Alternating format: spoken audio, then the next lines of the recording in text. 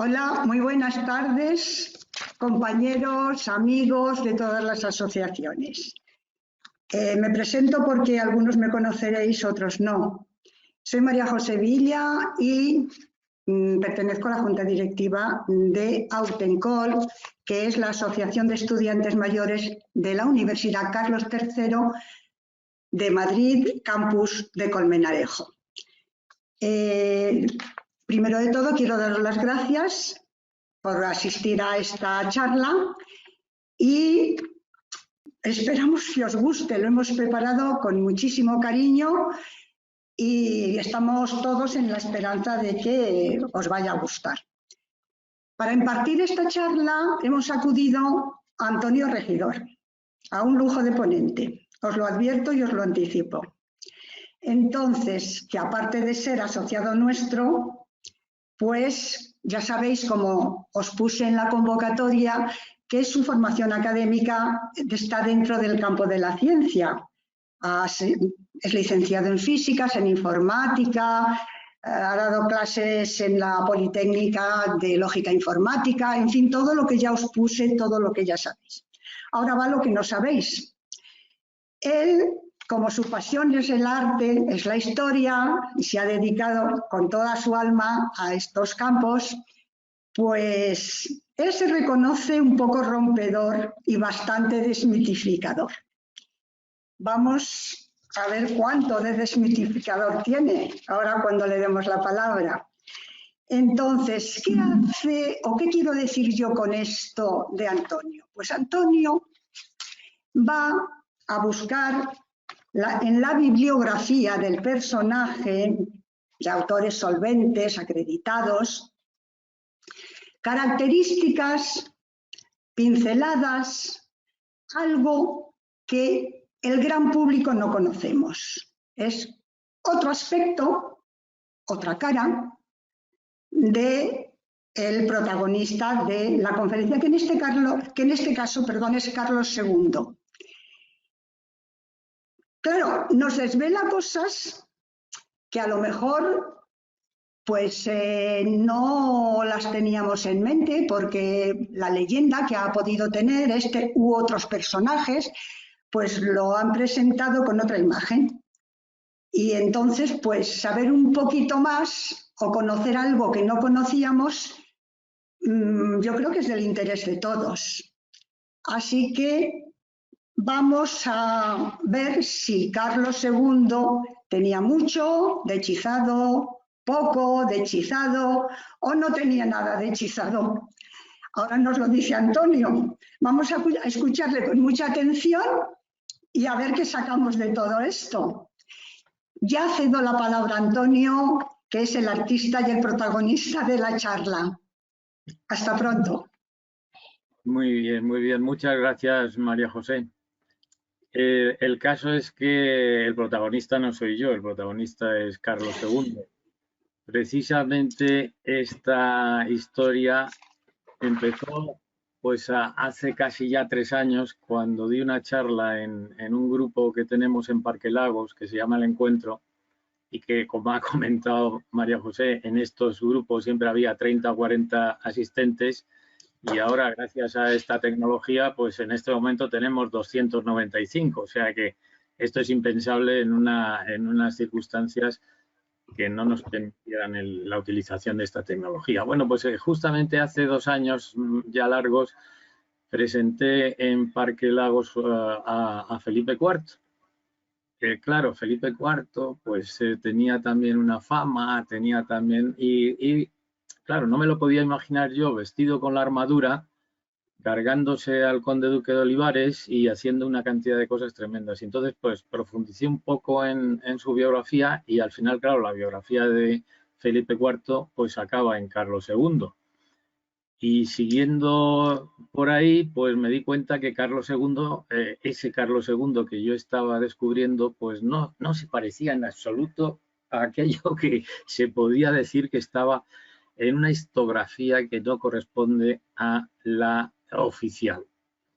Y la semana pasada, ahí en la primera diapositiva lo tenéis, pues di una charla en Parque Lagos virtual, precisamente sobre Carlos II, y hemos aprovechado pues para dar pie a volver otra vez a abrir diríamos, este baúl de novedades que tienen una justificación clarísima y que, bueno, pues vamos a tratar de ir aclarando poco a poco. En este desarrollo, pues vamos a ver cantidad de posibilidades de seguir avanzando en la historia de España, sobre todo en esta etapa del siglo XVII y siglo XVIII, que resulta, bueno, y el XIX no digo, controvertida de todas. Muy bien, pues vamos a avanzar un poquito. Claro, obviamente la imagen de Carlos II, decía un profesor en una de sus charlas que si Carlos II hubiera nacido ahora con esta imagen, pues no resultaría tan chocante. Pero es que entonces, pues la verdad es que resultaba chocante. Se acumulan en él pues una serie de características típicas de los Austria y además pues otras adicionales que el pobre pues no tuvo más remedio que apencar con ellas. Entonces, bueno, pues ¿en qué vamos a orientar nuestra charla? Después de haber visto estos diferentes fotos de los cuadros que representan a Carlos, pues vamos a ir recorriendo una serie de elementos que nos van a servir para formar un cuerpo de doctrina y que nos permita pues ver una imagen desde todos los puntos de vista un poco más distinta. Antecedentes familiares, muy importante. Su madre, pues como él tuvo que acceder al trono con 4 años, pues no estaba en disposición, entonces la madre pues hizo todo el trabajo de regencia durante 10 años y vamos a ver exactamente cómo se desarrolló esta regencia. Una breve descripción del propio reinado de Carlos II, porque Carlos II estuvo reinando muchos años y entonces durante todo este tiempo pues han transcurrido una serie de eventos importantísimos. Entonces, claro, todo esto daría pie a un desarrollo muchísimo más intenso. Si nos dedicáramos exclusivamente a ver las batallas, pues esto sería tremendo. Luego nos hemos dado cuenta que todas esas batallas no tenían el mismo sentido que cuando su bisabuelo pues estuvo combatiendo. O sea que los conceptos de la guerra en el siglo XVI y XVII, en esta Europa que no ha parado, pues resulta que son totalmente distintos a aquellos conceptos de la guerra en la época de Carlos I. Entonces esto pues tiene su importancia. Claro, nos hacemos una pregunta. ¿Era trascendente Luis XIV para Carlos? ¿Quién era Luis XIV? Pues claro, Luis XIV pues era cuñado suyo porque estaba casado con una hermana de Carlos, con María Teresa. Pues claro, y este Luis XIV que tiene esa imagen, claro, el rey sol, en fin, una cosa, l'état c'est moi, qué barbaridad, cantidad, era trascendente para Carlos. Cuando tú ves a Carlos con esa imagen tan discreta y tan, diríamos, pues humilde. Claro, y además encima, ¿qué es lo que teníamos entonces entre manos? Pues el Imperio Español, que era, diríamos, la guinda que todos estaban deseando quedarse con ella. El Imperio Español durante su reinado prácticamente no sintió ningún detrimento. O sea que esto es un elemento muy importante. ¿Qué pasa con el Imperio Español durante su reinado? Pues no pasa nada. Seguimos teniendo el imperio más importante. Y luego vamos a descubrir otro elemento muy importante. Y es qué pasa con la hacienda y el bienestar del pueblo. Claro, este es un tema muy peliagudo. La hacienda pública. Nosotros estamos acostumbrados a pensar ahora en la deuda, los miles de millones, los cientos de miles de millones. Desde la época de Carlos V, Felipe II, Felipe III, Felipe IV, las bancarrotas se seguían una detrás de la otra y las formas de resolver las bancarrotas eran ir haciendo que la moneda valiera cada vez menos y el poder adquisitivo se hacía cada vez más difícil. Resulta que la La primera clave que a mí me indujo a profundizar un poco más en el reinado de Carlos II fue en los cambios que se propiciaron en la administración pública durante todo su reinado. Claro, lo que pasa es que estos cambios, cuando llegan los Borbones, pues se los apuntan todos. Entonces, claro, pues esto es algo que nace aquí, luego se aprovecha, pero donde nace es ahí. Habían estado pues 200 años sin modificarse nada y haciendo uso de una estructura pues que cada vez hacía que la cuestión económica fuera más compleja. Claro, cuando estamos hablando del bienestar del pueblo, pues es tremendamente difícil y comprometido. Primero porque el pueblo está sufriendo una incidencia muy fuerte de los cambios climatológicos, de las sequías y de las hambrunas que se están produciendo en toda Europa. O sea, nosotros aquí parece que somos los únicos pobres de la película y resulta que en Inglaterra, en Francia, en Alemania, pues están produciendo unos hechos tremendamente más duros que lo que se están produciendo aquí. Entonces, este es un capítulo muy importante que, como digo, daría pie para un curso entero. ¿Qué imagen es la que ha perdurado? Que es a donde vamos a tratar de aclarar. Pues la imagen que ha perdurado, pues vamos a ver que es una imagen que vendieron perfectamente los embajadores que teníamos entonces aquí en la corte, tratando de crear el entorno de que, como estaba clarísimo que detrás de Carlos no vendría ninguno porque no tenía sucesión, pues entonces había que dar la sensación de que esto era un desastre, de que el rey pues era un inútil total y de que hacía falta pues cambiar todo porque esto pues si no iba a ser y que además si encima nos podemos quedar con el imperio de estos señores mejor todavía. Entonces aquí el equipo de magníficos embajadores que mandaban las potencias amigas entre comillas pues iban de alguna manera lanzando unos mensajes que son los que han perdurado, desgraciadamente son los que han perdurado. Entonces, espérate que tengo que irme al anterior, que se ha ido esto ahí. ¿Qué conclusiones nos quedan realmente después de todo este repaso que hemos hecho? Estas conclusiones y, obviamente, pues siguiendo la metodología de estas charlas, pues hay la posibilidad de que cada uno de ustedes, pues en un momento determinado pongan en el chat pues alguna pregunta, algún comentario, algo, y luego la persona que va a hacer de administradora de todas las consultas, pues ya nos dará pie al final, pues para que podamos, si podemos, comentar y aclarar algunas de las dudas. Así que este es el panorama que nos espera en este recorrido. Empezaremos con los antecedentes familiares. Sabemos que Carlos II era hijo y heredero de Felipe IV y Mariana de Austria.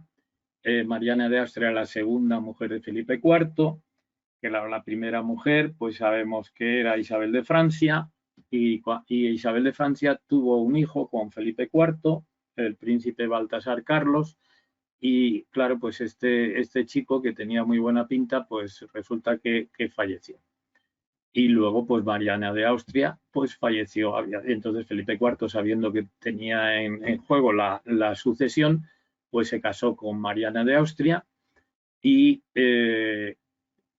tuvieron varios. Felipe IV era un superactivo, ¿no? Tuvo más de 20 hijos bastardos y del matrimonio con Mariana, pues tuvo varios, no voy a decir bastantes, pero tuvo varios y solo sobrevivieron dos, María Teresa y Carlos. María Teresa fue luego la que Felipe la casó con Luis XIV y Carlos pues fue el objeto de nuestra charla. Entonces Carlos, que nació en el 61, su padre se muere y entra directamente como, bueno, realmente cuando nació ya era el futuro rey, porque no tenía competidores, y en el 65, con 4 años escasos, pues el padre muere y entonces automáticamente pasa a ser el soberano. Lo que pasa es que, claro, con esa edad, pues su padre había establecido en el testamento una serie de normas para, caso de que él falleciera, que la reina María Ana de Austria pues se ejerciera de regente. Y entonces lo dijo claramente: nombro por gobernadora de todos mis reinos, estados y señoríos, y tutora del príncipe mi hijo, y de otro cualquier hijo o hija que me hubiere de suceder, a la reina doña Mariana de Austria, muy clara llamada mujer, con todas las facultades y poder que conforme a las leyes, fueros y privilegios, estilos y costumbres de cada uno de dichos mis reinos, estados y señoríos, etcétera, etcétera. O sea, el rey Felipe IV en su testamento dejaba perfectamente claro que la autoridad máxima del Estado recaía en la reina doña Mariana de Austria. Esto tiene una importancia tremenda, porque claro, es que dices, bueno, Mariana de Austria, podíamos dedicarle una sesión muy intensa a ver los perfiles de estos personajes, porque claro, esta señora, cuando se encuentra ante la alternativa de tener que gobernar un imperio de estas características, diría, oiga, que yo no estoy educada para estas cosas, por favor. ¿Qué es lo que pasa cuando no estás totalmente educada para estas cosas? Pues que puede ocurrir que tengas que acudir a determinados elementos, te encuentras solo, totalmente solo. A ver, ¿qué hago yo aquí para llevar adelante el control de un Estado como este? Yo venía aquí nada más que a ser la madre de los hijos y a disfrutar de la tranquilidad de la corte. Claro, 10 años de regencia. Claro, Mariana de Austria, aquí la tenemos en este retrato de Juan Carreño de Miranda, discreta y sobre todo pues muy educada. Cuando se encuentra la responsabilidad, pues esto es todo lo que os he comentado. Dice, ¿qué hago yo ahora para poder seguir adelante? Ella venía educada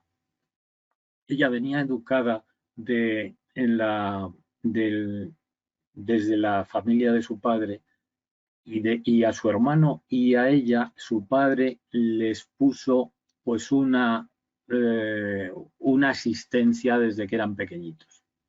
Claro, para poder hacer estas funciones, diríamos, de jefa del Estado, ¿cómo se puede asistir? Pues entonces ya el rey había formado una junta de regencia. Esta junta de regencia tenía varios miembros. El presidente del Consejo de Castilla. Claro, aquí Castilla, Aragón, diríamos la Inquisición, el arzobispo, todo esto pues tiene unos niveles de autoridad muy importantes. Entonces la Junta de Regencia la tiene el presidente del Consejo de Castilla, el vicecanciller del Consejo de Aragón, un representante del Consejo de Estado, un grande de España, el inquisidor general, que era el cardenal Pascual de Aragón, y el arzobispo de Toledo. Y entonces este grupo de personas eran las personas que alrededor de la reina regente serían los consejeros.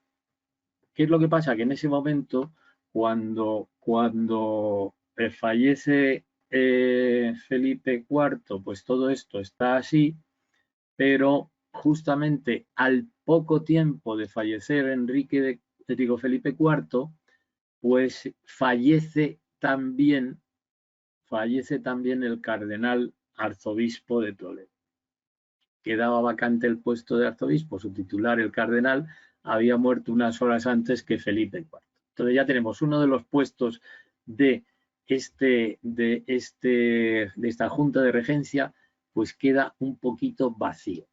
La reina hubo de buscar soluciones y entonces, claro, tiene que el puesto de inquisidor general tenía un peso específico tremendo y entonces a don Pascual, que era el inquisidor, pues le dice, tú te vas a ir al arzobispado de Toledo y entonces voy a dejar el puesto de inquisidor general pues vacante.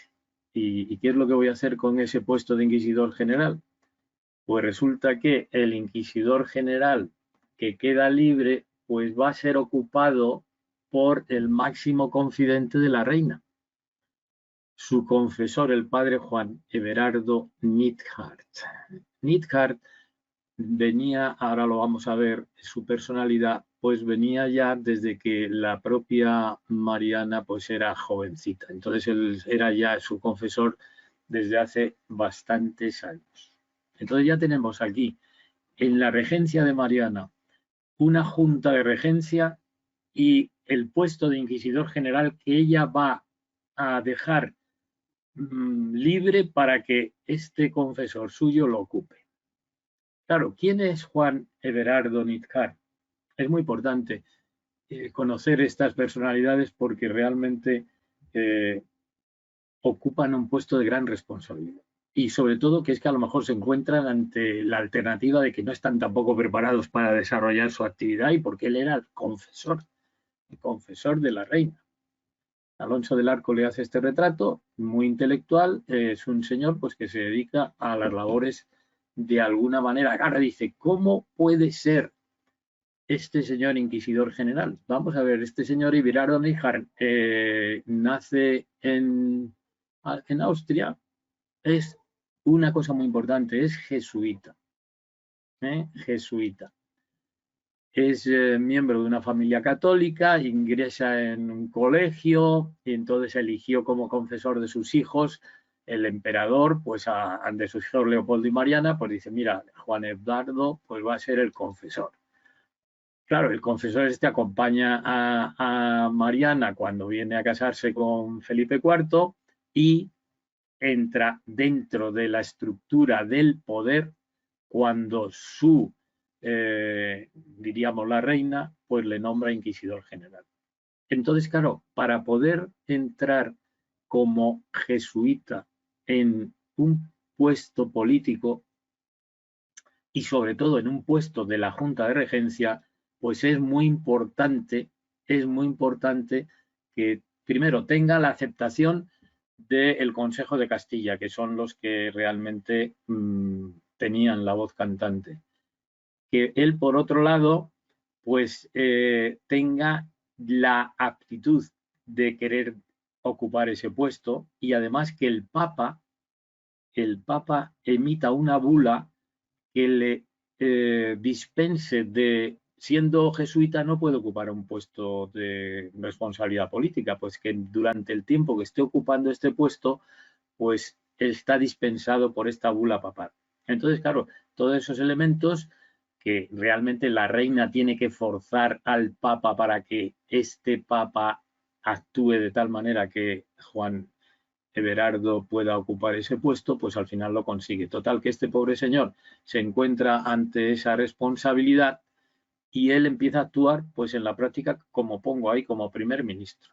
Hay realmente decisiones que han sido bastante controvertidas y obviamente como es una especie de cuña que está puesta ahí en esta junta, pues diríamos que la estructura de mando y de representación que había en la corte, pues no favorecían para nada que este señor pues se mantuviera mucho tiempo ahí.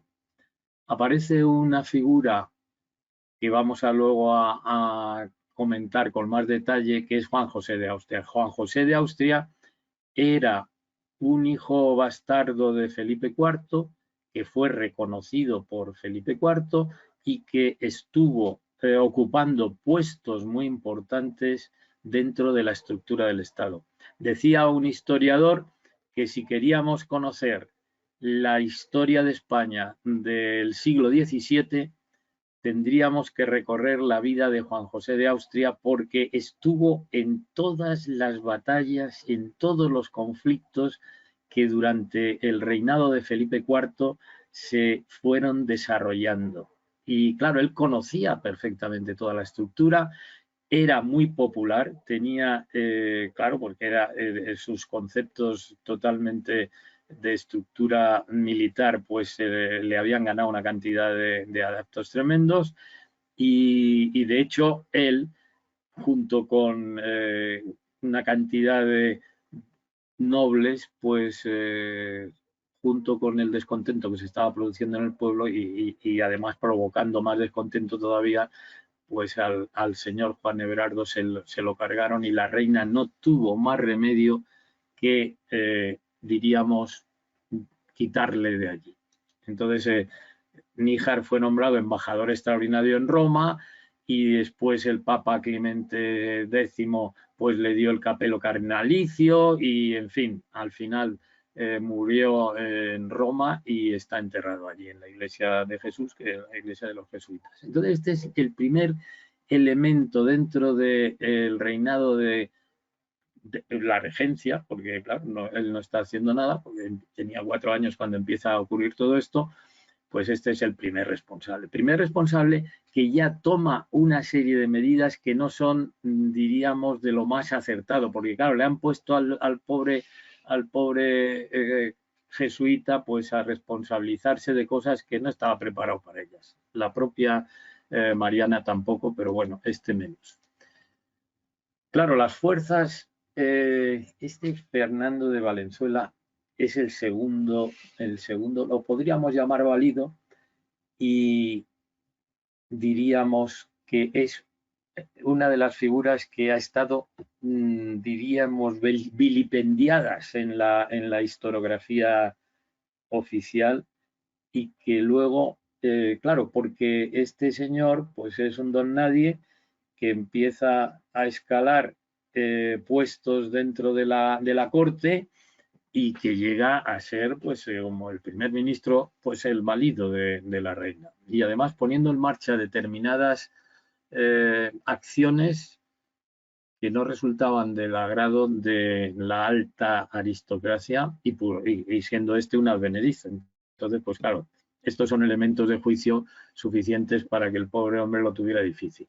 Nació en Nápoles, que es como nacer en Valladolid, valido en la corte de Mariana. Bueno, pues, Fernando de Valenzuela debió a la ambición, la intriga, que no a sus propias condiciones estadísticas de las que carecía. Estoy siguiendo toda la historiografía que hay inicial de este buen señor, porque luego hay una segunda en la cual se estudia qué realmente es lo que hizo Fernando de Valenzuela y por debajo de todas estas, diríamos, imaginaciones, pues hay algo que es constructivo. Lo que pasa es que, claro, pues este señor, entre el señor Nithard y Juan José de Austria, que viene después, pues realmente recorre un tramo que va a ser difícil de justificar que no fue un tramo bastante poco brillante.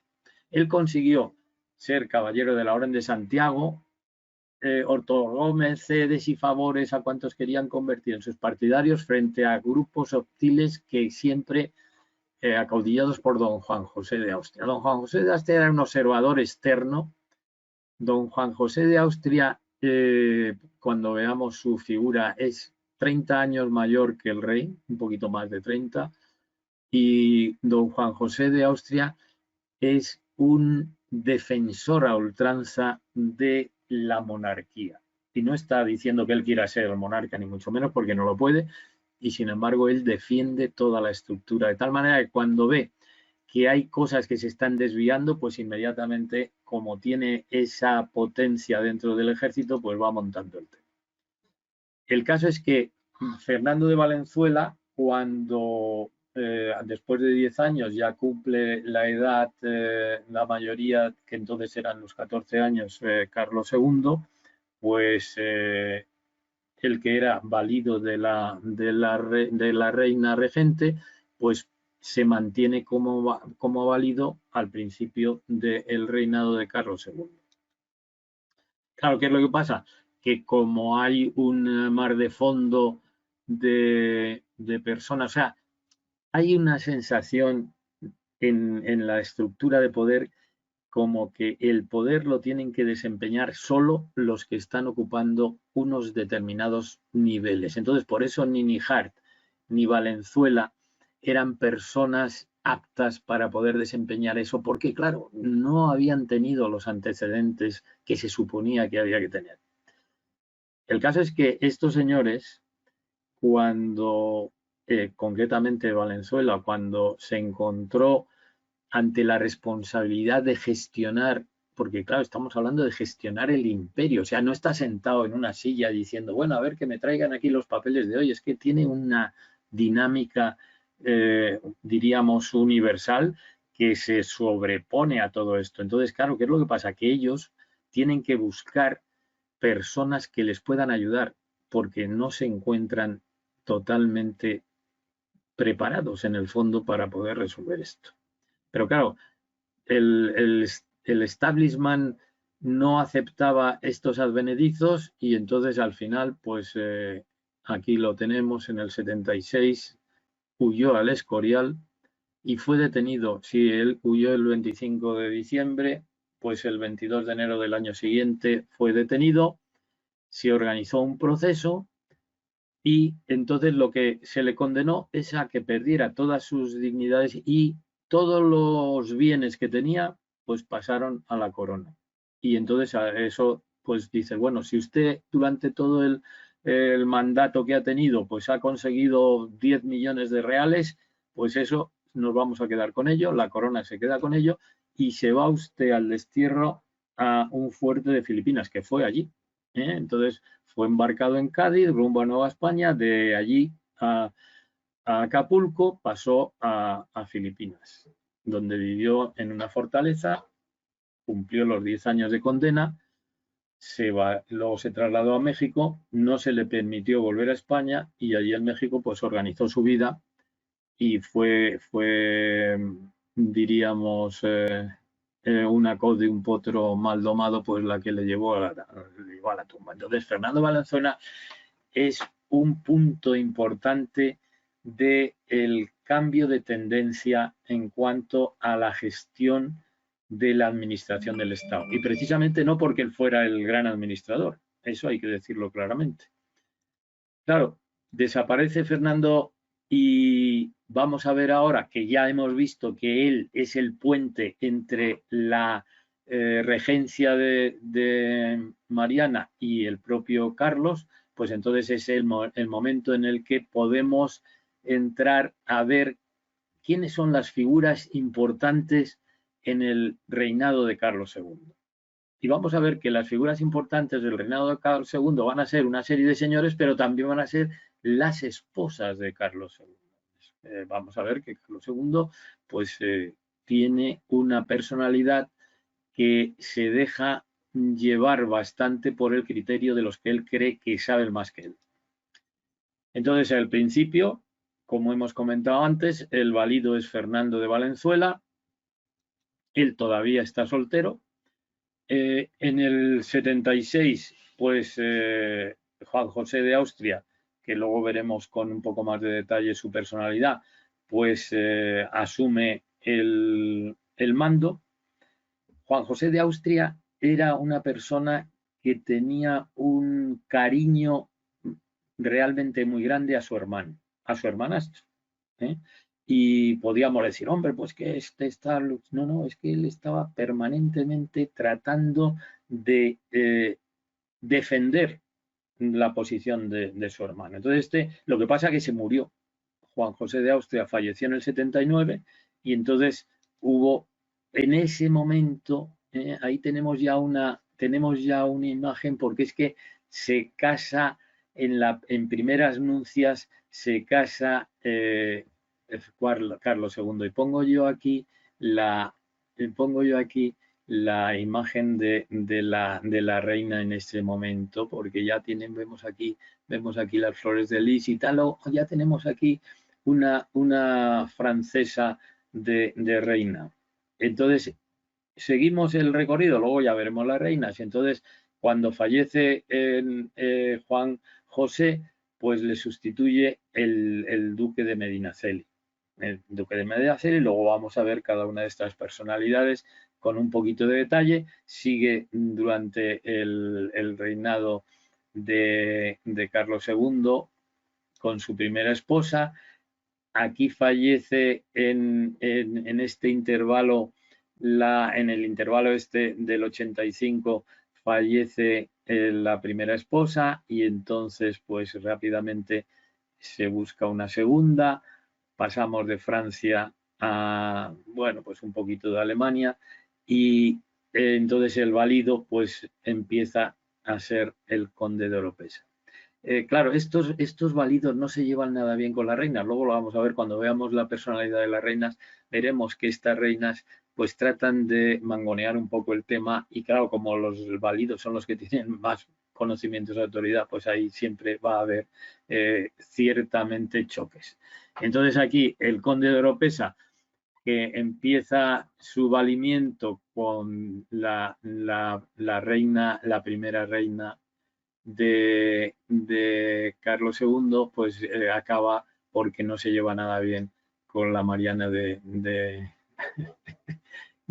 que es la que luego pues acaba cuando acaba ya Carlos II. O sea que en el 91 consiguen cargarse, estamos viendo una breve descripción, el valido de este conde de Oropesa, y entonces entre el 91 y el 96 pues el caso es que le convencen al rey para que no necesite ningún tipo de ayuda y entonces entre la reina y el arzobispo de Toledo pues resulta que están ahí, pues venga a ver si resuelven los problemas. El caso es que al final pues se convencen de que no pueden. El propio Portocarreño, que es el cardenal que está en Toledo, pues dice, bueno, vamos a volver a llamar al conde de Oropesa, llamemos al conde de Oropesa de nuevo, vamos a ver que el conde de Oropesa había empezado a establecer también el duque Fernando Valenzuela el primero, luego Medinaceli, el conde de Oropesa empezaron a construir ciertas estructuras dentro de la administración para tratar de evitar los desastres que se producían siempre en este tipo de economías y no en el caso este del reinado de Carlos II, que hubo relativamente batallas, pero fueron las condiciones climatológicas y las malas cosechas las que indujeron a determinadas decisiones. Y entonces estos personajes de todo el reinado de Carlos II pues han ido construyendo, y lo vamos a ver cuando entremos en detalles, estas personalidades, pues han ido construyendo una estructura administrativa que va a cambiar poco a poco la imagen de esta administración. El conde de Oropesa pues es realmente, podríamos decir, el último válido con conocimiento, porque la última etapa del 99 al 700, Carlos se muere a final del 700, pues el cardenal Portocarreño lo único que estuvo es manejando la sucesión y analizando qué elementos eran los que había que considerar. Más que la gestión del Estado, este válido lo que estuvo es trabajándose la sucesión del último Austria, a ver cómo conseguíamos enhebrar aquí la madeja. Entonces, claro, es un reinado muy largo, es un reinado muy largo porque son 25 años y un reinado en el cual el propio Carlos II, analizando las imágenes, no las tradicionales, sino las que en este momento se están descubriendo, pues era consciente de sus propias limitaciones, aunque no era tan tonto como se ha dicho que era, ni tan inútil como se ha dicho que era. Entonces él era consciente de muchas de las decisiones que tenía que tomar y del peso que tenían esas decisiones.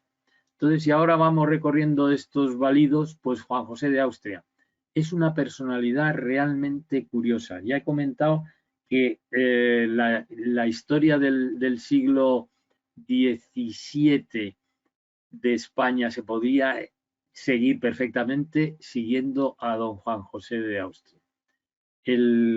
Este hijo bastardo de Felipe IV, que tuvo cerca de 30 hijos bastardos, pues este es el único que él reconoció y le dio la posibilidad de entrar dentro de la corte. No iba a ser el sucesor, pero sí que podía ocupar puestos importantísimos. Y como he comentado antes, él, que tenía más de 30 años cuando nació su hermano Carlos II, siempre tenía un cariño a su hermano, porque realmente, claro, como se murieron todos y el único que quedó fue él y María Teresa, pues tampoco tenía tantos hermanastros dentro de la estructura de la corte. Ahora, él combatió abiertamente a la regente Mariana de Austria porque lo que no aceptaba era que su valido pues tomara decisiones que no eran las decisiones adecuadas para el bien de el imperio. Esto era la clave que tenía él en mente siempre. Durante el segundo matrimonio bloqueó y ayudó, porque es que Mariana de Neoburgo, que es la segunda, pues resulta que era una señora muy mandona y además tenía un hermano, que lo pongo ahí, que era un maniático de colecciones de arte. Y entonces, claro, dijo esta, hombre, yo soy la reina de aquí, entonces, oye, España tiene aquí una mina de obras de arte impresionantes, con toda nuestra edad de oro, con todo tal, pero amigo, el propio Juan José de Austria dijo, de aquí no sale una sola obra de arte. Y claro, esto le creó una animadversión con Mariana impresionante. O sea que si Juan José trataba de bloquear a la reina en todo su empeño de exportar esas obras de arte, pues la reina, por otro lado, trataba de bloquear toda la actividad que podía tener diríamos, válido, válido que al fin y al cabo, pues el pobre tenía que luchar contra toda una estructura, aunque él estaba más o menos respaldado por el ejército. Esta es la clave de Juan José de Austria. Pero claro, no se llevaba bien con la reina. Entonces, y esto ha pasado con los diferentes válidos. Claro, si nosotros ahora en este momento nos paramos y decimos, bueno, ¿qué personajes realmente había relevantes en esta época, antes de seguir con nuestros magníficos representantes de la política? Y entonces, pues echando una visual de lo que había entonces por aquella época, pues tenemos a Galileo, a Newton, a Kepler, a Halley, ahí no vemos yo no lo estoy viendo, pero bueno, pues el famoso Christopher Wren es el arquitecto que diseñó y construyó San Pablo de Londres, Claudio de Lorena, pintor magnífico, Calderón de la Barca, no digo nada, esto me he ido demasiado deprisa y me he ido demasiado deprisa. Entonces tenemos a músicos que ya están un poquito pasados del 1700, que es cuando fallece Carlos II, pero vemos que hay personalidades en Europa de un peso tremendo, lo cual no quita, fíjate que he puesto solo a un representante en finales del siglo XVII, porque realmente aquí hay un punto muy importante y es que se vendía claramente que los listos estaban en Europa. Y aquí en España no había tantos listos. O sea, es que aquí estábamos, fíjate si el rey era el rey que era, pues cómo iban a ser el resto. Pues y entonces, claro, toda esta junta de superdotados, pues forma parte de esa imagen de que el resto de Europa era avanzadísima y España pues estaba, y el imperio español estaba, porque España era lo mínimo, o sea, dentro de toda la estructura del imperio, pues al final, pues esta imagen es la que realmente ha seguido adelante. Claro, si nosotros hemos dicho que las reinas tenían su papel importante, pues vamos a ver un poquito con detalle qué dos reinas tuvo Carlos II. Primero tenemos a María Luisa de Orleans. María Luisa de Orleans era sobrina de Luis XIV.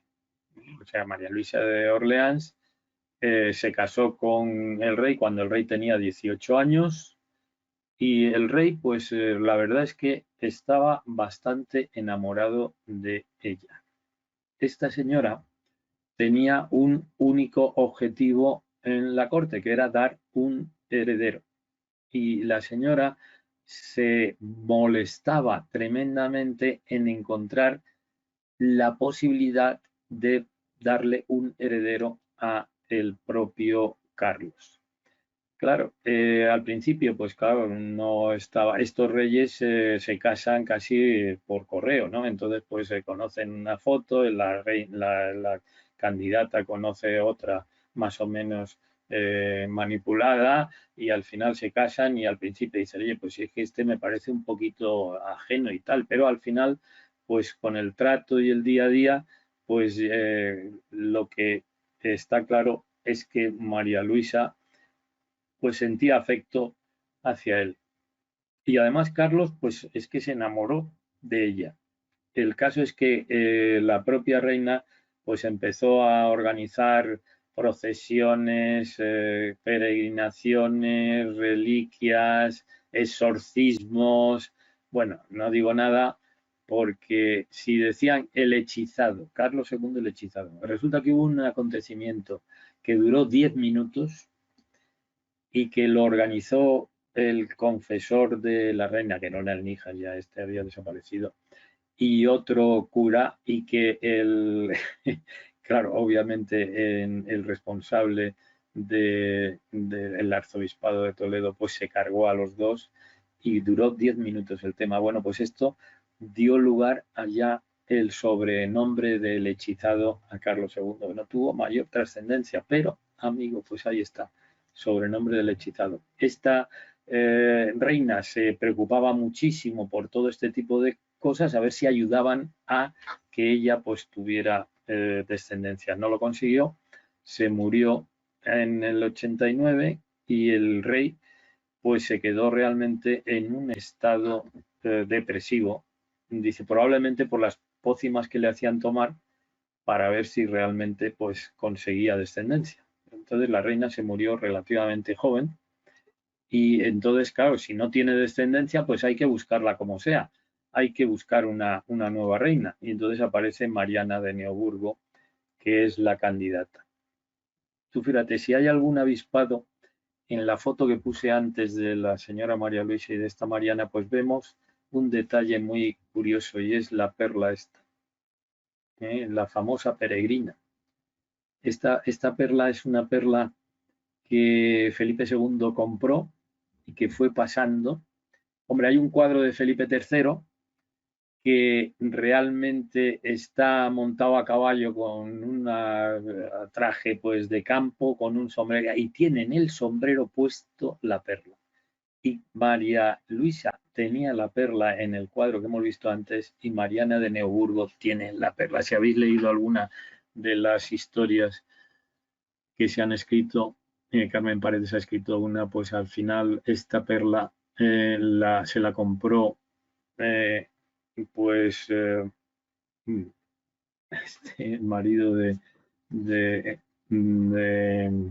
Elizabeth Taylor, Richard Barton, y es la última poseedora de la perla, de esta perla magnífica que tiene aquí Mariana de Neuburgo. Pues esta Mariana de Neuburgo, hija del elector Felipe Guillermo del Palatinado, duque de Neuburgo, es una señora que tenía bastante carácter.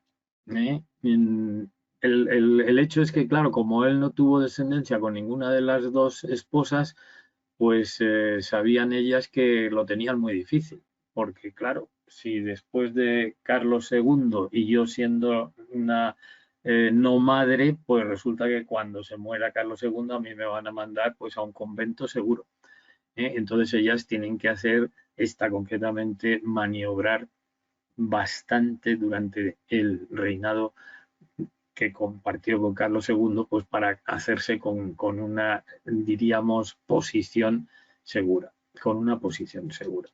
Entonces aquí vemos a Mariana con Lucas Giordano, o Lucas Jordán, montada a caballo, y aquí vemos a Claudio, digo, a un retrato de Claudio Cuello, eso es la adoración. Fíjate, aquí vemos, Carlos II era muy religioso.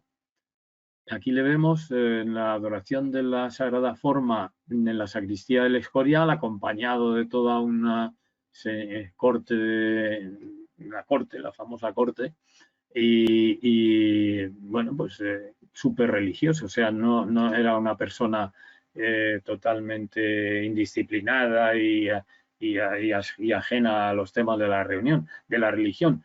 Lo único que pasa es que él no tenía la necesidad que tenía Carlos I ni Felipe II de defender nuestro imperio para que no lo invadieran las fuerzas antirreligiosas, ¿no? Sus preocupaciones no eran precisamente desde el punto de vista de la lucha por la religión. Él tenía la obsesión de defender la integridad del imperio y por eso trataba, dentro de sus limitaciones, de rodearse de personas que entendieran mejor esta problemática. Y por eso vamos a ver estos válidos que actúan de una manera tremenda. No digo ya Valenzuela, sino los válidos que vinieron a continuación y que realmente fueron técnicos.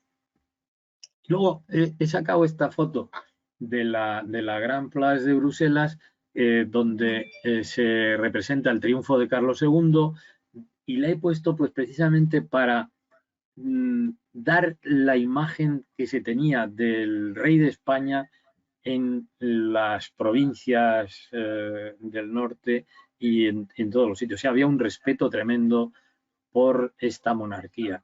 Monarquía compuesta, ¿eh? Cuando digo compuesta es porque no es monarquía absoluta. Entonces, ¿quiénes son estos válidos que hemos comentado que van a acompañar a Carlos II? Pues tenemos a Juan Francisco de la Cerda, marqués de Cogolludo, duque de Medinaceli. Cuando digo marqués de Cogolludo es que luego acaba en Cogolludo. Precisamente tienen los duques tienen un palacio en Cogolludo que tiene una fachada impresionante. Bueno, pues este señor, válido del rey en esos 5 años. Se mantuvo fiel a la monarquía tras la muerte de Juan José de Austria, que era el que le el predecesor. Y así que fue nombrado sommeliers, caballero mayor, política económica de claro carácter reformista a través de una junta de comercio y moneda. Él puso en marcha una devaluación y entonces, claro, esta devaluación llevó al colapso de precios y al acaparamiento de materias, y esto al principio parece que dio la imagen de que todas las bancarrotas habidas y por haber se habían producido por esta afán reformista.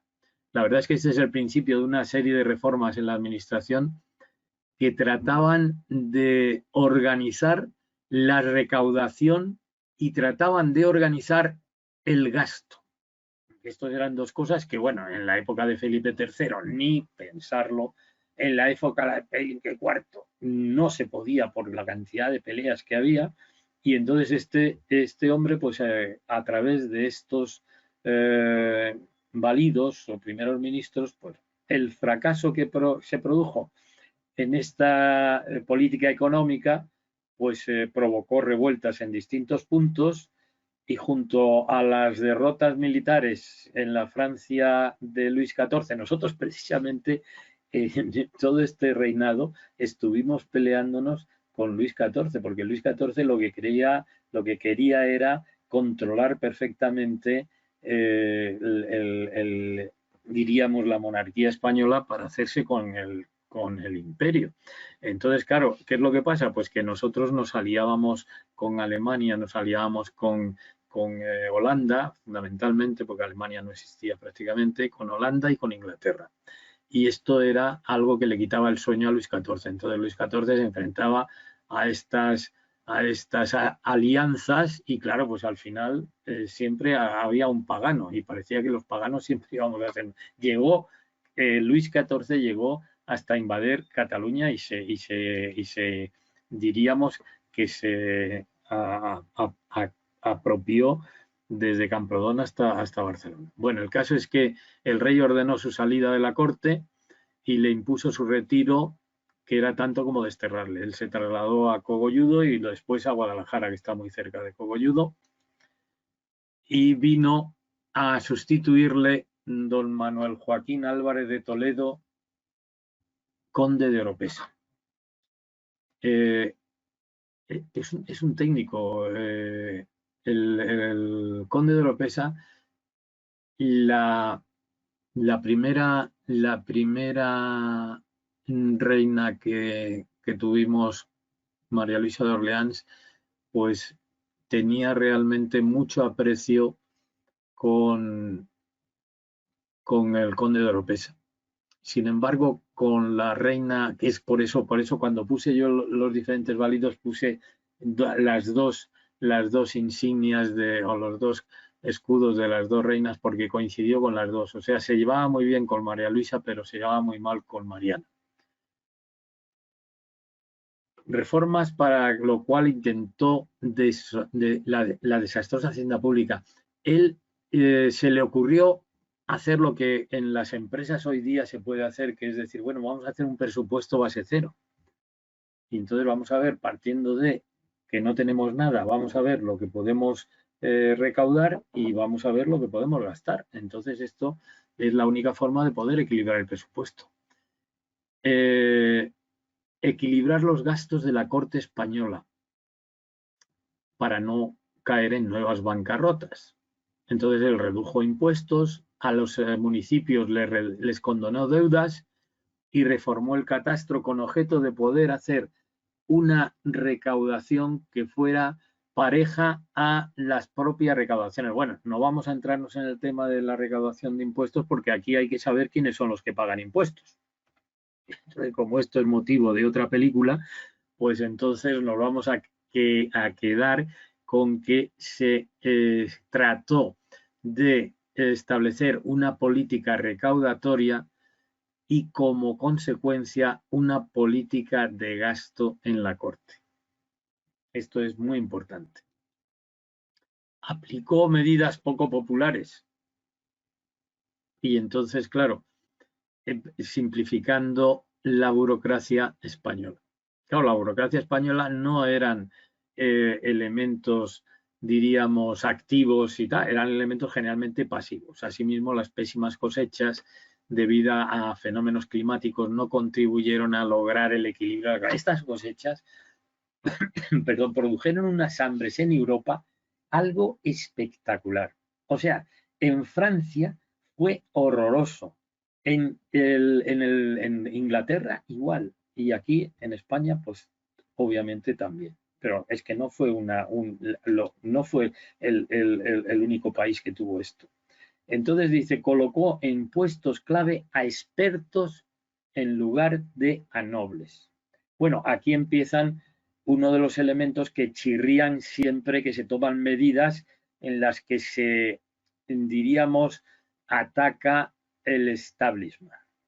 Aquí tenemos aquí tenemos un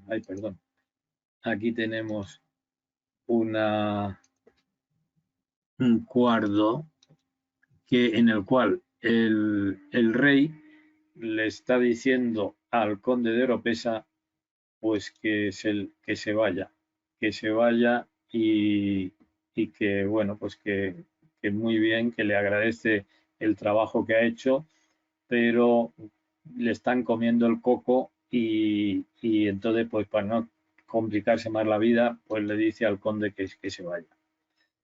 Entonces aquí hay un personaje intermedio, digo intermedio aunque es el último, que estaba ya trabajándose el propio el conde de Oropesa pues desapareciera, y es el cardenal Portocarreño. Portocarreño es una persona que trabaja en la sombra para salvar el gran bache que va a producirse cuando fallezca Carlos. Y entonces dice, bueno, pues se posicionó a favor de José Fernando de Baviera, que era un candidato magnífico y que estaba dentro de la estructura de sucesión que cuadraba con los Austrias. Entonces resulta que este José Fernando de Baviera, pues resulta que fallece cuando todavía era niño, y entonces el cardenal Portocarreño dice, bueno, a ver qué hacemos ahora, si tenemos aquí la parte de los Austrias un poquito lejos, pues voy a ver si en la parte de los Borbones, claro, como resulta que la mujer de Luis XIV era hija de Felipe IV y hermana de Carlos II, pues entonces aquí pues la línea borbónica pues parece que era para el cardenal Portocarreño era una garantía de poder continuar con nuestro imperio, que en el fondo era lo que todas estas personalidades querían, mantener el imperio dentro de la estructura del Estado.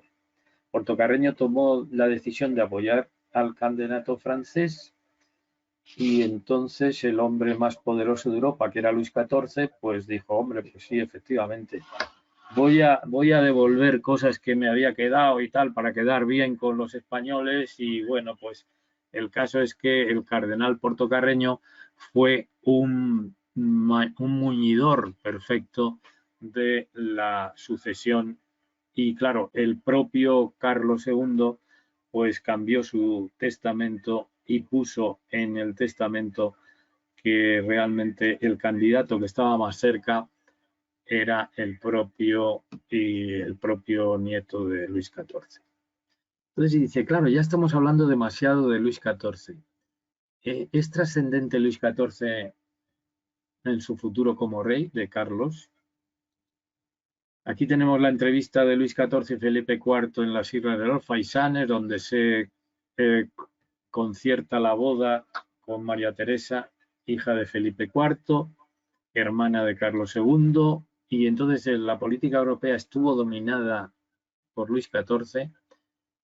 Luis XIV era un monarca. Fíjate que la monarquía española no era una monarquía absoluta en absoluto, era una monarquía compuesta. O sea, nuestros reyes tenían que jurar en las cortes que había en los diferentes reinos de España para poder decir que tenían la autoridad. En Francia era distinto. El Luis XIV era el rey absoluto. Y entonces allí la nobleza pues tenía una dependencia absoluta y no había ningún reino dentro de...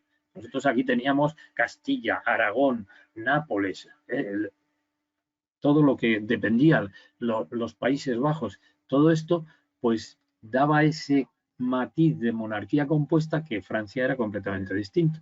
Entonces por eso es muy importante el peso que tenía Luis XIV y claro, Francia fortaleció su poder militar, se consolidó como la primera potencia europea por la personalidad del propio Luis XIV.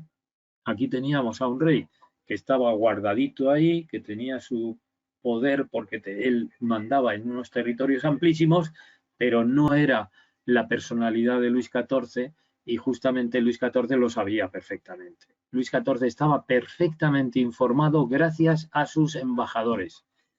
Y luego lo que sus embajadores escribían trascendía como la descripción oficial del, diríamos, del entorno del rey. España fue obligada a ceder el franco condado en el 79. Tuvo lugar 2 guerras con Francia. En el 84, en Ratisbona, se firmó una tregua de 20 años, tregua que fue rota en el 90, 10 años antes de fallecer el rey, porque, claro, había una alianza de España con Inglaterra y los Países Bajos y el imperio, y esto daba lugar a enfrentamientos bélicos, porque, claro, en esta etapa lo que no querían era que Francia optara, y estaban frenando esto, y entonces España, asociada con ellos, pues combatía a ese poder. Los ejércitos franceses ocuparon una serie de plazas catalanas, incluso se apoderaron de Barcelona en el 97, 3 años antes de que falleciera el rey. La guerra finalizó con la paz de Ryswick, la primera derrota seria de la política exterior de Luis XIV, porque Luis XIV ya estaba pensando en la herencia y entonces él cedió, dice, se vio obligado a ceder, es que él estaba pensando en el futuro y entonces cedió todas las plazas, Cataluña, Flandes, Luxemburgo. Entonces él lo que quería era conseguir para los Borbones la sucesión al trono español. Entonces, esto es la clave importante. Y el ejército era muy importante, pero su equipo de embajadores era fundamental, porque él creó en Europa esa sensación de que en la última etapa de los Austria, los Habsburgo, esto era un verdadero caos, que lo que estaba organizado era el Estado francés. El Imperio Español durante el reinado de Carlos II, que viene a ser prácticamente lo mismo que de Felipe II, pues aquí vemos diríamos aquí tenemos la presencia española en Europa. Entonces dices las coronas de Castilla y Aragón, el reino de Nápoles, Milanesano, el Franco Condado, todo esto que Luis XIV estaba tratando de cargarse. Bueno, nosotros hemos tenido problemas con el milanesado y con el reino de Nápoles, con los franceses, pues siempre, ya desde la época de Fernando el Católico. Entonces, claro, pues tenemos aquí en América todo, Portugal un poquito, esto que es un poquito así verdoso, son las propiedades costeras de Portugal, que es lo que ellos atraen. Y luego nosotros tenemos aquí Filipinas, que es donde llevaron al señor Valenciano, Valenzuela. Muy bien, pues dices, al final, ¿qué es lo que tenemos? Pues un imperio impresionante, que es lo que quieren heredar los que vengan aquí. Demos un repaso al punto este de Hacienda Pública y Bienestar del Pueblo. Dice, los hombres del rey reflotan la economía. Hay un historiador moderno, que es Louis Ribot, del cual me he valido, porque él ha hecho unos estudios tremendos y absolutamente novedosos de toda esta situación. Y toda esta frase suya, los hombres del rey reflotan la economía. Plenamente consciente de su incapacidad para asumir funciones de gobierno, tuvo el criterio de poner al frente los más importantes. ¿Me estás hablando a mí? Tuvo el criterio de poner al frente de los más importantes puestos a personas bien preparadas. Aquí digo que es precisamente Ribot el que lo dice. Las primeras medidas para reducir la galopante inflación y evitar el déficit permanente, llenando las arcas reales, las puso en práctica Fernando de Valenzuela, que es ese que estuvo tan vilipendiado en su momento. Lo que pasa es que tuvo poco tiempo al frente de las finanzas y sus medidas no tuvieron tiempo de fructificar. El siguiente válido, duque de Medinaceli y de Cogolludo, pese a que sus disputas con la reina y fueron numerosas, de la Cerda ostenta el mérito de conseguir una de las mayores deflaciones de la historia, antes de dimitir de su cargo, lo cual fue perjudicial para las arcas públicas, pero muy beneficioso para los súbditos del rey, primer paso para una recuperación económica. O sea, estamos viendo que hay una serie de válidos que van actuando, y esto es un trabajo que hoy se está haciendo para descubrir qué es lo que se hizo, porque luego, claro, llega Felipe V y su estructura burocrática y se encuentra todo esto y dice, ¡ay, qué maravilla! Fíjate lo que hemos hecho. No es cierto. Tras el abandono del de Medinaceli, Manuel Joaquín Álvarez de Toledo, Portugal y Pimentel, quiso continuar la política de colocar en los puestos claves a personas conocedoras de la materia y no a nobles por el mero hecho de serlo. Esto es un comienzo de una, diríamos, política importantísima. Bajo sus directrices se creó la Superintendencia General de la Real Hacienda, presidida por el Marqués de Vélez, que era un competente económico. Sus objetivos fueron conocer el techo de gasto, elaborando un presupuesto desde cero, que es lo que hoy en muchas empresas hay que hacer, condonar las deudas de los municipios para permitirles recuperarse, reducir los impuestos y terminar con los gastos suntuosos. Bueno, es que en la época de Felipe III y Felipe IV los gastos en la corte eran impresionantes. O sea, no me extraña que en la película de Berlanga, esta en la que aparece uno diciendo que quiere ya, como ha venido Juan Carlos, pues a ver dónde está la corte, porque claro, gastos suntuosos. Esto es el colmo y esto es lo que pretende precisamente Álvarez de Toledo cargarse, el que haya esos gastos suntuosos si no se pueden pagar. con todas estas medidas, el reinado de Carlos II, como autores como Ribot, García, dice, son como un remanso de paz, aliviando la presión sobre sus súbditos, permitiendo el superávit y acabando con las sucesivas bancarrotas que ya digo que incurrió Felipe IV, que incurrió Felipe III y que incurrió hasta Felipe II, que hemos tenido bancarrotas permanentemente, fundamentalmente por los gastos militares, que había que luchar para defender la posición de el rey como representante de la religión, y entonces además de posibilitar la llegada, además de posibilitar la llegada de fondos que sorprendieron gratamente a sus... Claro, ¿qué es lo que pasa? Que nosotros teníamos una fuente de fondos en América tremenda, que cedimos los fondos de Filipinas a los portugueses porque no quisimos con todo este follón de las bueno, ahora no me acuerdo cómo se llama esto. El caso es que en Filipinas pues sacábamos muy poco, porque las especias se quedaron en manos de los portugueses, pero de América eso sí que había una fuente tremenda de fondos, y esto es lo que había que garantizar, que servían para algo, no para gastos suntuosos. Y esto es lo que hicieron todos estos, diríamos, peones que utilizó Carlos II. Claro, la imagen que ha perdurado, dice, ya comenté el otro día en una charla de uno de los profesores decía, bueno, si este señor que es tan feo, pues hubiera aparecido hoy, pues no hubiera resultado tan raro, porque bueno, la verdad es que era feo. Carlos II, una imagen que se ha vendido muy bien, tanto en el entorno como en otros, el rey español tenía innumerables problemas de salud.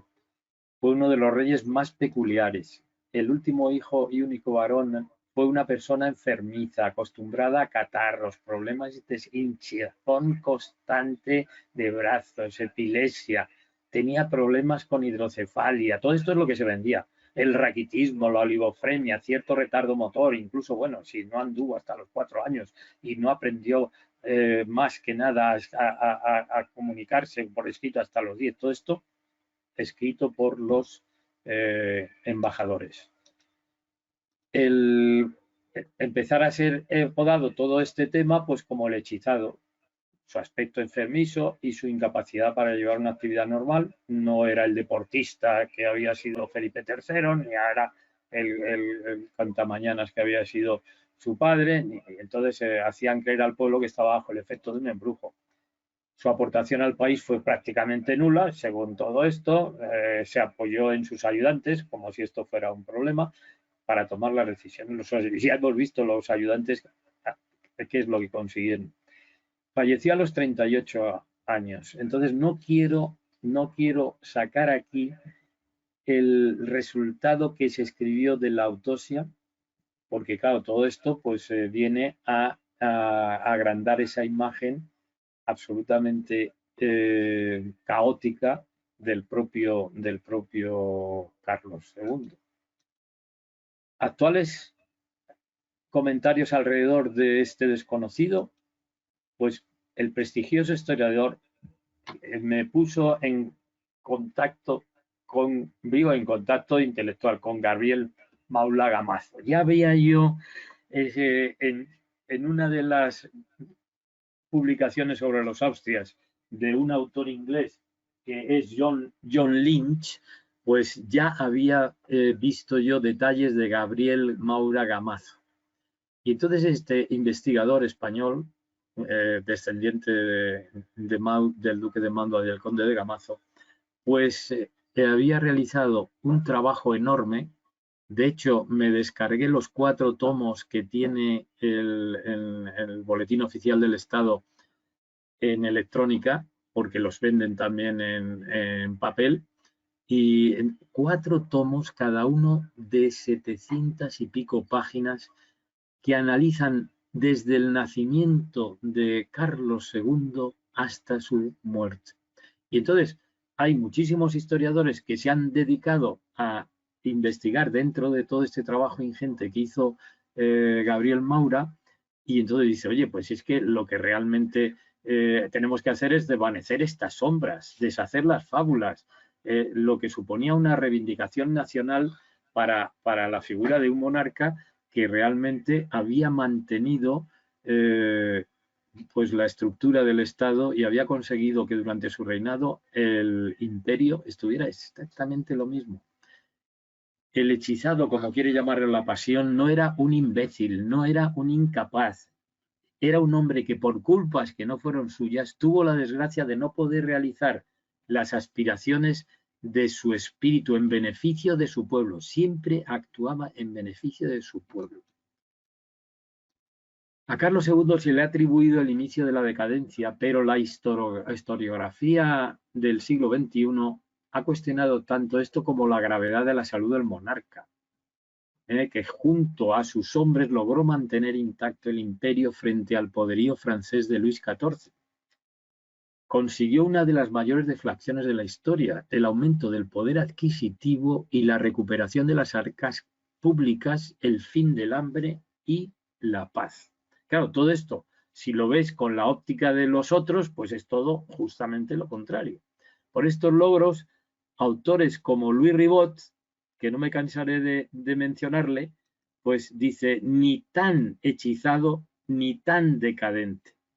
Carlos II ni tan hechizado ni tan decadente. El reinado de Carlos II, de los más, fíjate, para los jóvenes historiadores modernos, es una mina. Es una mina para trabajos de doctorado y es una mina para trabajos monográficos. La degradación anterior servía de contrapunto para exaltar el tiempo nuevo inaugurado con la, diríamos, dinastía borbónica. O sea, si nosotros queremos aparecer como las hermanas salvadoras, pues vamos a hacer que lo anterior pues fuera caótico y entonces quedaría que habitualmente bondadoso y bien intencionado. Una de las principales virtudes fueron la piedad, la religiosidad y la rectitud de conciencia. Pero bueno, ¿cómo dicen esto si este era un tonto? Pues no, señores, que no era así. Entonces la realidad es esta. Recuperación económica, ni tan hechizado ni tan decadente. Claro, estos son elementos que nos dan pie para seguir indagando. Tú fíjate si tenemos ahí una mina y los que realmente están estudiando en el tema, pues están viendo que es un campo tremendo. Yo he utilizado, que lo tengo aquí detrás, el libro de los Austrias, de John Lynch, que me describe desde Carlos I hasta Carlos II, pues todo el desarrollo de la historia de España y es el que me dio las primeras claves para la reorganización económica del Estado.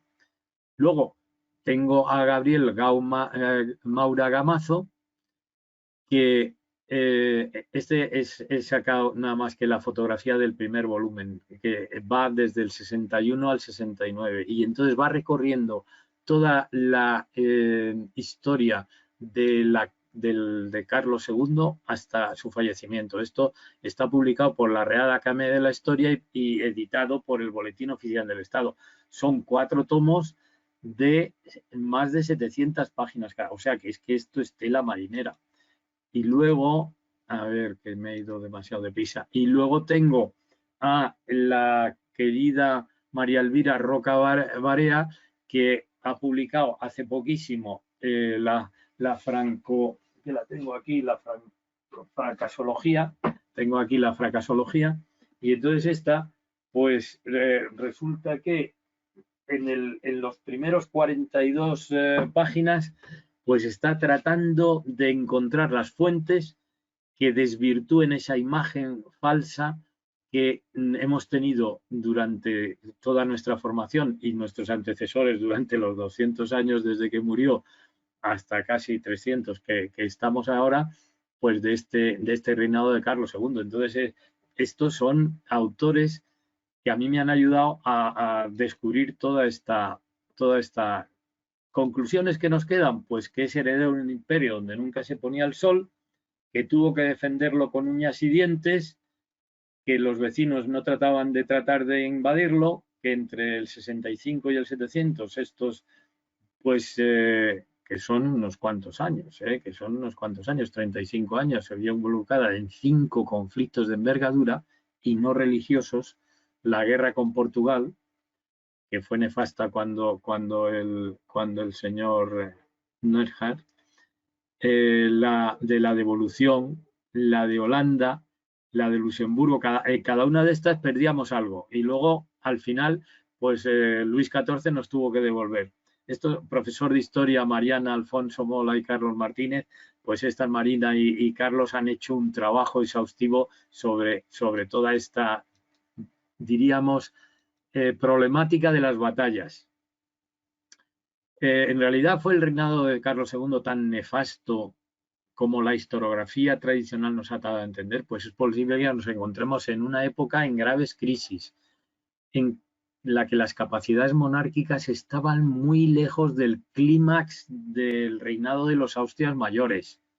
Sin embargo, a pesar de todas estas dificultades, la monarquía demostró poseer unas fuerzas vitales inesperadas que le permitieron sobrevivir a las severas dificultades.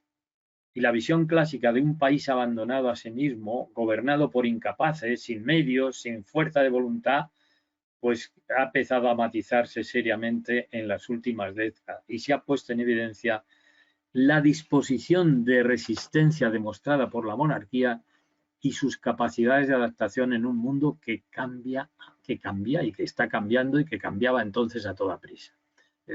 Esta es una de las aseveraciones en este libro de los últimos tercios de Flandes, del ejército de Carlos II, pues tampoco es despreciable, porque claro, aquí había un ejército y una marina pues realmente importantes. Y con esto pues yo ya pues termino y he incluido aquí una música típica de la época que nos va a permitir pues concluir esta charla y bueno pues muchísimas gracias y bueno pues espero que os haya abierto cantidad de puntos sobre los cuales podáis seguir e investigar también vosotros. Muchísimas gracias. Muchas gracias, Antonio. Y yo os agradezco tanto a los asistentes como a vosotros como organizadores, pues haberme dado la oportunidad de haberme explayado en esta charla que ya digo que preparé la semana pasada hace 2 meses que la llevo preparando para mis amigos del grupo de Parque Lagos y que pues ha sido una suerte el poder compartirla con todos vosotros. Así que pues nada, muchísimas gracias y espero poder coincidir con vosotros en otras ocasiones.